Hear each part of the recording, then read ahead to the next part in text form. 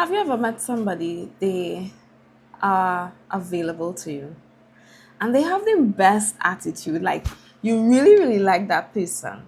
And so you begin to wonder if they'll be a good fit for your life or a good fit for your business. But in starting to get to really know the person, you realize something. They're not that good at what they do. They don't have the competency that you're really looking for. And today, in this fourth part of the framework, I want to talk to you about the other thing that you need. Beside a person being an asset, being available to you, and also having the right attitude, this is the truth. They have to have the right ability. That is, the right competencies, the right skill set to really, really work with you and fit in your life and in your business. So stay tuned and let's get into it. What does ability really mean? What does ability mean? It's the actual competence and proficiency to execute at a high level, having the power, skill, means, or opportunity to do something. So when someone has the ability, you can actually entrust certain things to them and they'll get it done. Now, sometimes what happens is that you see as a leader abilities in a person that they may not yet see in themselves. So you really always have to ask yourself, what are you really willing to work with? What is the standard? Because the standard, one of my coaches taught me this, and he said that the standard is really the floor, but the goal is the ceiling. So you always have to determine what is the minimum competence that I need a person to have in order to fit in this category of my life or my business. You actually need people whose abilities you can trust. You don't always have to give them a task and then do it over. You don't want that. When they do a thing, you want to relax and think to yourself, this was well done. So when you're assigning roles and responsibilities, you always ask yourself, does this person really have the ability to deliver on this task? If the attitude is right and the availability is there, but they do not have the ability, that person may not be a good fit. Because you could really like a personality. You could really feel like a person is humble and they're teachable and they're all these things. But are you willing to deal with the level of competence that they have? Because when you're at a certain point, you're not looking to train people who should already know certain bits of information. But you really just have to sit down and ask yourself, am I willing to teach this person this much? Am I willing to work with them? Because they have an attitude I love. They have the availability, but they just don't have the ability. So the question is for you to really ascertain that is, what season of your life and business are you in? Because not all seasons accommodate certain things. When you're in a certain season, sometimes you need people with certain strengths and you have to avoid certain weaknesses. So if their weakness is that, for example, they're not good at Microsoft Excel, or if their weakness is they're not good at calling clients, right, and following up, you need to decide if you are in that season in your business where you could tolerate that weakness and you're able to train them to overcome and develop them to overcome that weakness. What do you expect people to know to do?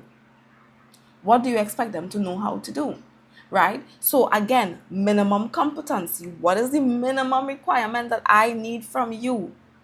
I expect you to know how to draft up minutes for a meeting. I expect you to be good at Microsoft PowerPoint. You actually have to determine that, because sometimes when you don't decide these things beforehand and somebody walks into your life, you start compromising. And let me tell you something about a principle, right? A principle is not a preference.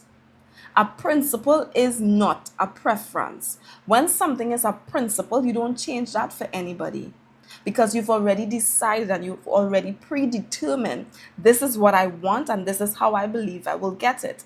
And so you never try to tailor the principle to the person. No, the person is supposed to come aligned with your principles. Do you have the capacity to train people to do basic things? And do you need to hire people at a certain level of proficiency for that role?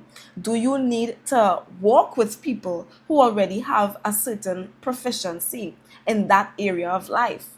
Because if you're always going to accommodate certain weaknesses, then you will never get your life or your business to a certain level of strength. You have to know the deal breakers. So many people don't think about the deal breakers. If I want to construct a home, right, I'm not going to go by somebody who cooks food. I need the competence of a construction worker. I need the competence of an architect to draw me a plan. A chef is not going to help me do that. But why is it in life and in business we decide to ask people to do things because we see that they've met some minimum requirement, but they don't meet the requirement of competence. They don't meet the requirement of proficiency. But you're always willing to bob and weave and bob and weave. No. Sometimes you just have to settle and say, listen, I like you, but you are not a good fit at this time. And find somewhere else that that person does fit. Or if they don't fit, they don't fit. The Bible says here in Exodus chapter 18 in verse 21, right? This is when Jethro was talking to Moses, and he was telling him about appointing people to watch over Israel because Moses was there tired for the entire day just judging matter after matter for the people. And in verse 21, and I'm reading from the Amplified Version, it says, moreover, you shall choose able men from all the people, God-fearing men of truth who hate unjust gain, and place them over thousands, hundreds, fifties, and tens to be their rulers. Look at this. What did Jethro say to Moses? You shall choose. You have to choose people with the right abilities to do the tasks and to fulfill the certain responsibilities that you need done in your life and business.